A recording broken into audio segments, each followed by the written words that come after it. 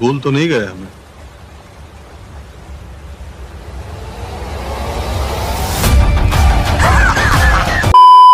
तो भाई साहब, मिर्जापुर के एक छोटे से टीजर वीडियो ने मार्केट में अलग ही हाइप क्रिएट कर रखी है। क्योंकि टीजर था ही इसीलिए ताकि मिर्जापुर लवर्स को ये बताया जा सके कि सीजन 3 में हमें भौकाल एक लेवल ऊपर देखने को मिलने वाला है।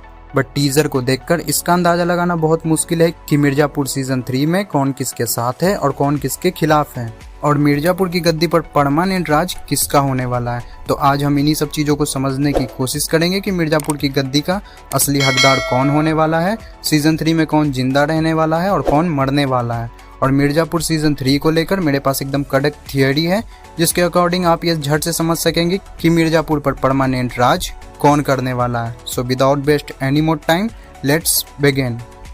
तो गुरु, आपको तो हर तरफ से ये सुनने को मिल ही रहा होगा कि सीजन 3 में कालीन भैया सबसे बिग कैरेक्टर होने वाले हैं, क्योंकि सीजन 2 में कालीन भैया के साथ जो कुछ भी हुआ वो तो आप जानते ही हैं। बट अब जबकि जहां एक तरफ कालीन भैया पूरी तरह से रिकवर हो चुके हैं मिर्जापुर पर फिर से राज करने के लिए, वहीं दूसरी तरफ गुड्डू भैया मिर्जापुर पर अपना दबदबा बना चुके हैं। और सीजन 3 में कालीन भैया के साथ जो कुछ भी हुआ उसके बाद तो बिना मुन्ना के उनके लिए मिर्जापुर की गद्दी को वापस लेना बहुत मुश्किल है। तो हाँ, सीजन 3 में कालीन भैया थोड़े वीक तो हैं, बट भाई ये भी कंफर्म है कि मिर्जापुर राज तो कालीन भैया का ही होगा। रीज़न मैं आपको आगे बताता हूँ। तो भाई, मिर्जापुर सीजन 1 और सीजन 2 को अगर आप उठा के देखेंगे तो आपको पता लगेगा कि मिर्जापुर के जितने भी कैरेक्टर हैं, कालीन भैया उन सबसे हमेशा 2 कदम आगे की सोचते हैं। कालीन भैया तब तक कोई एक्शन नहीं लेते जब तक सामने वाले का कोई रिएक्शन ना हो।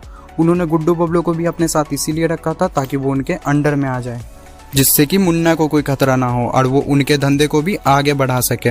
और इतना ही नहीं, उन्होंने इंस्पेक्टर मौर्या को भी अपने साथ कर लिया था, भले ही जैसे भी हो। और यहाँ तक कि उन्होंने मिर्जापुर के सीएम को ही उन्हीं के भाई जेपी यादव के खिलाफ कर दिया था, जो कि सही भी था।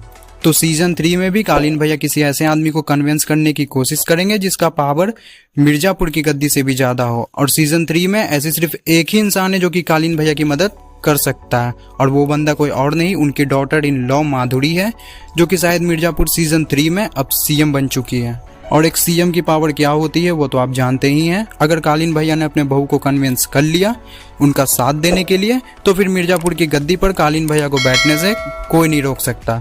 बट यहाँ पर सवाल ही आता है कि माधुरी भाभी कालीन भैया की मदद क्यों करेगी। तो भाई, कहानी सिंपल है। माधुरी का पति मरा है, कालीन भैया का बेटा, और दोनों को ही लेना है बदला। बट माधुरी भाभी काम करेगी एक सीएम की तरह, मतलब सब कुछ लीगल तरीके से। बट मिर्जापुर में बहुत से ऐसे लोग हैं जिनको माधुरी भाभी का सीएम बनना पसंद नहीं होगा, जैसे में जेपी यादव, गुड्डू भैया, शरद शुक्ला। और इसीलिए उन्हें किसी ऐसे आदमी की जरूरत होगी जिस पर वो विश्वास कर सके और वो उन्हें गुड्डू भैया, जेपी यादव जैसे लोगों से बचा सके। और ऐसा तो सिर्फ एक ही आदमी है, कालीन भैया, जिस पर कि माधुरी ट्रस्ट कर सकती है, जिससे कि उसे कोई खतरा भी नहीं है। इसीलिए सीजन 3 में कालीन भैया और माधुरी भाभी हमें एक साथ देखने को मिल सकती है। और अगर सीजन 3 में ऐसा हुआ तो भाई मिर्जापुर के जितने भी दुश्मन हैं, कालीन भैया किसी को नहीं छोड़ेंगे, चाहे वो उनकी पत्नी बीना हो, गुड्डू हो या और कोई। वो हर उस इंसान से बदला लेंगे जिसकी नज़र मिर्जापुर की गद्दी पर है। क्योंकि पहले कालीन भैया वायलेंस से दूर रहना चाहते थे सिर्फ मुन्ना की वजह से, बट अब तो शायद उनके पास खोने के लिए कुछ नहीं है, शायद मुन्ना भी नहीं। तो इसीलिए सीजन 3 में कालीन भैया प्रॉपर हमें एक बाहुबली कैरेक्टर में दिखने वाले हैं। तो ये थी मेरी एक फैन थियरी। आपको अगर पसंद आई हो तो कमेंट करके जरूर बताएं। मिलते हैं किसी नेक्स्ट वीडियो में। वीडियो अच्छा लगा तो वीडियो को लाइक करके चैनल को सब्सक्राइब करें ताकि मेरी अगली वीडियो सबसे पहले आप तक पहुंचे।